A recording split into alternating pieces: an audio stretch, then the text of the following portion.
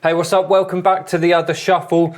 Last week I put out my first video, which was me talking about how I got into card magic and collecting cards as a beginner, as a hobbyist. And in that video I mentioned that I've had some books since I was very young, like maybe 7 years old.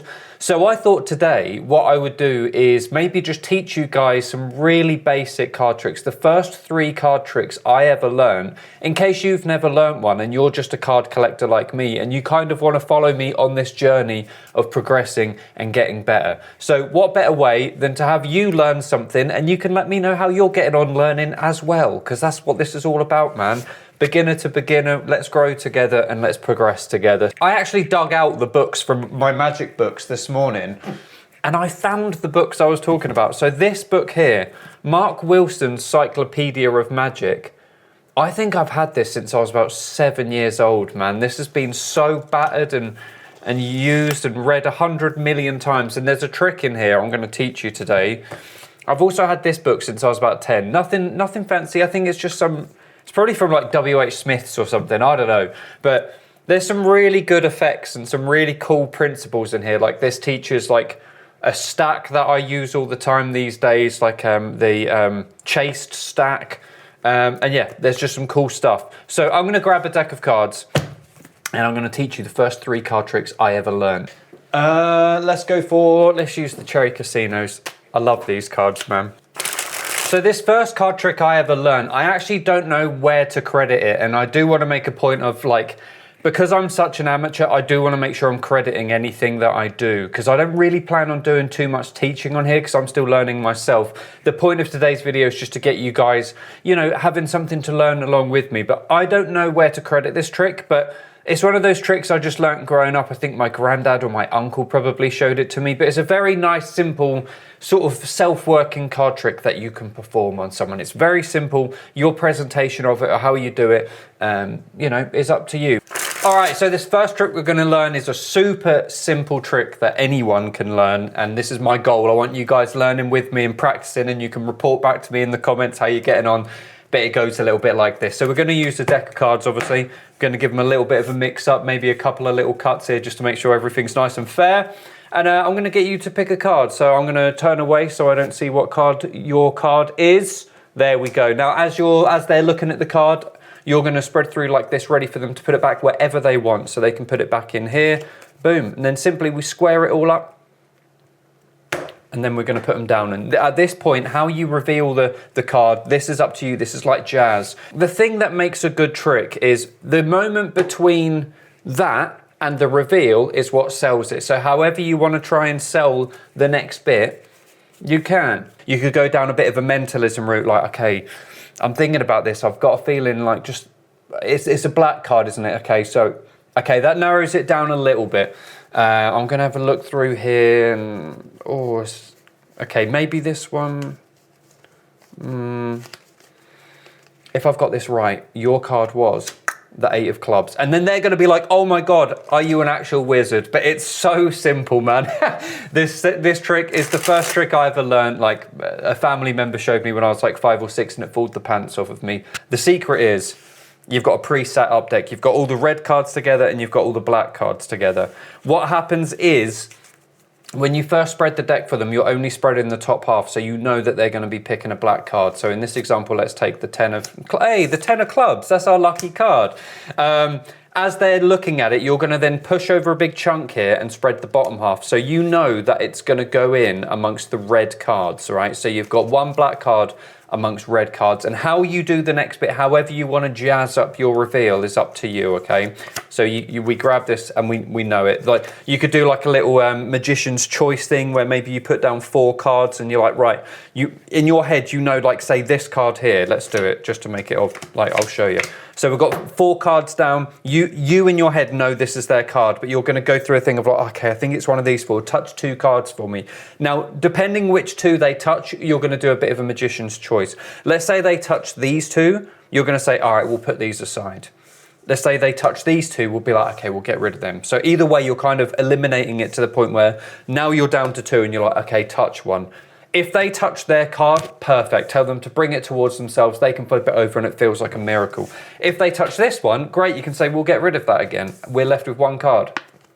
The 10 of clubs, and it's going to fall the pants off of them. So practice it. Let me know how you get on, and hopefully that's a nice, simple first ever card trick you could learn. Oh, one quick extra thing: the little convincer I did at the start was a false cut. So when I cut the cards like this onto the table and did a few table cuts, those aren't real cuts. The deck is staying in the same order. The way to do that is you're going to do a swing cut. So you hold the deck like this. You're going to take about a third off with your finger, swing it over into your other hand, and just tap down, down. At speed, when you're just making eye contact and people aren't really burning the deck, that seems really convincing. But really, if you think about it, all you're doing is you're taking the top half of the deck, you're putting the bottom half down, and then putting the top half back on it again. Simples, love all that. So the next trick we're going to learn is one that I learned from this book when I was very, very young. And it's a force, it's a card force. Every beginner card magician should learn some kind of force, and this is a really nice, easy one. So what you're going to do is you're going to give the deck a quick shuffle, and then you're going to say to your participant, I'm going to put my thumb down the cards like this and riffle down. You just tell me stop whenever here. Lovely jubbly. All right, you have a look at that card you've stopped me on. Fantastic. Okay, keep that buried in the deck. Now here's what's going to happen. I've got this special card here, which is blank. And I'm going to run it along one of these cards. That's your card, and it's going to take that card, and I'm going to transfer that onto here. And here we have the King of Clubs on the necklace, and they're going to be like, oh my God. That's a really cheesy, like just quick way I thought to present that. But any way you want to present, once you've forced a card on someone, your possibilities are endless. I just happen to be wearing a necklace with the King of Clubs on, so I thought of that on the spot. But once you've forced the card on someone, they don't know you know what their card is. So however you want to reveal that to them, whether it's with a bit of mentalism, whether you maybe have a duplicate card in your pocket and you bring it out and you're like, oh, well, I had a prediction in my pocket. You turn it around, it's their card. Boom. So that's really, really simple. All right, let me show you how to use the slip force and how to do it, because it's a very, very fun and very convincing force, okay? Very beginner friendly. I'm a beginner. Just keep that in mind as I'm teaching you this. But the way it works, we have the force card on top of the deck, which in this example, we use the 9 of diamonds. When you do your riffle shuffle, you're going to just make sure that the 9 of diamonds is staying on top. So you're letting that left-hand pack for me, this pack fall last, like that. So you can do a couple of those, it looks convincing, but we know the 9 of diamonds is still right there. Now, as you're running your finger down to riffle, it doesn't matter where they stop. What you're going to do, I'm going to give you the exposed angle here.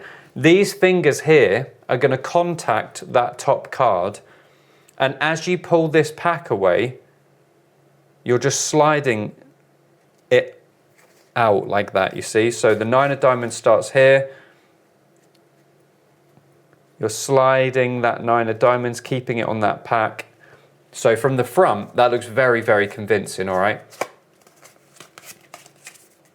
So again, 9 of diamonds on top, riffle, have a look at your card. Like, how good is that? That's so simple, man.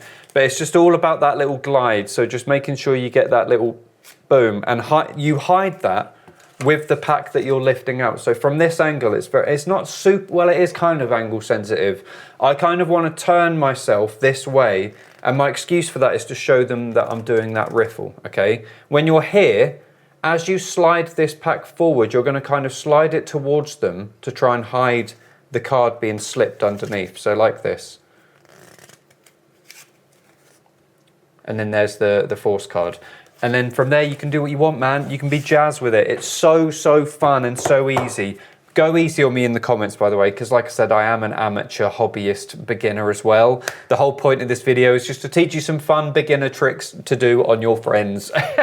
Okay, the final trick I'm going to show you today is from this book. And I must have learnt this trick when I was probably about 10 years old. In this book, it's called Turnover Card Mystery. I don't know if it's got any other official names, and I don't know if this book is like where it definitely should be credited from, but this is where I learned it from. And it's a very fun, beginner-friendly trick that seems kind of impossible. Just like any good beginner card trick, it's going to start with them picking a card. So however you want to do that, let's say they pick this one right here, and you're going to say, right, the Queen of Clubs. That's your very special card to remember. Hey, we've got the King of Clubs early. I love all that. That's going to go back in the deck just like so.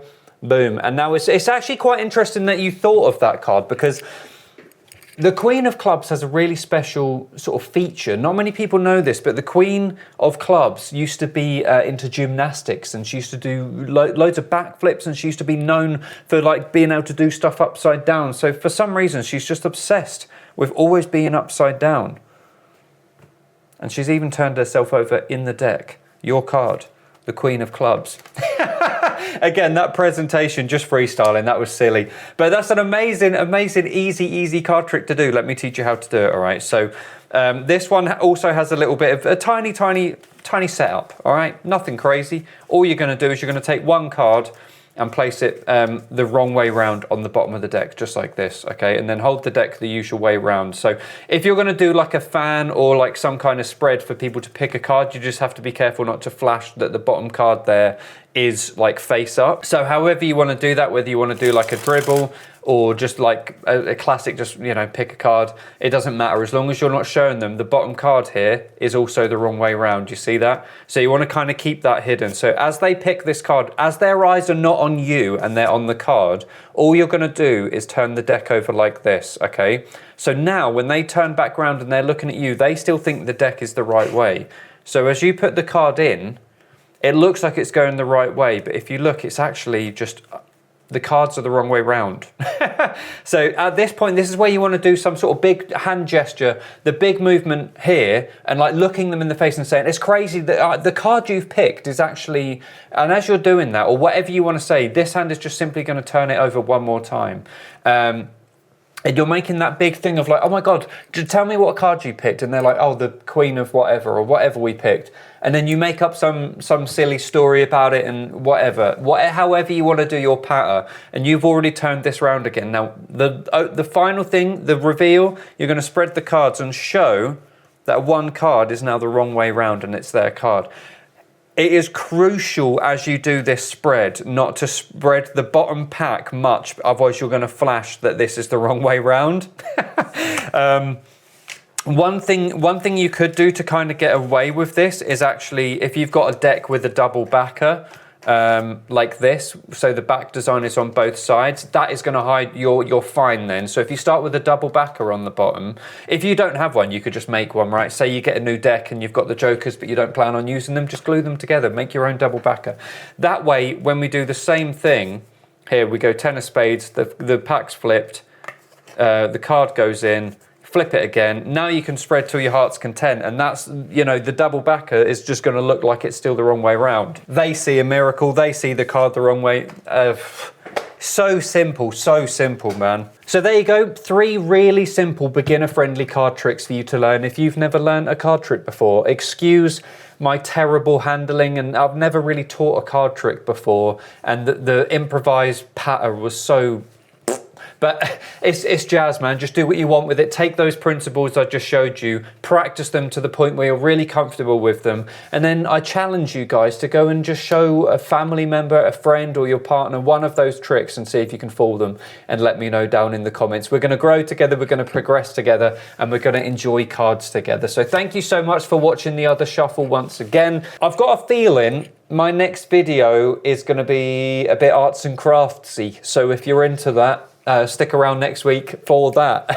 And yeah, like the video and leave a comment for me, and subscribe if you haven't. Hate saying all that, it feels so icky, but I'll see you guys next time. Let's progress together, and I'll see you in the next video.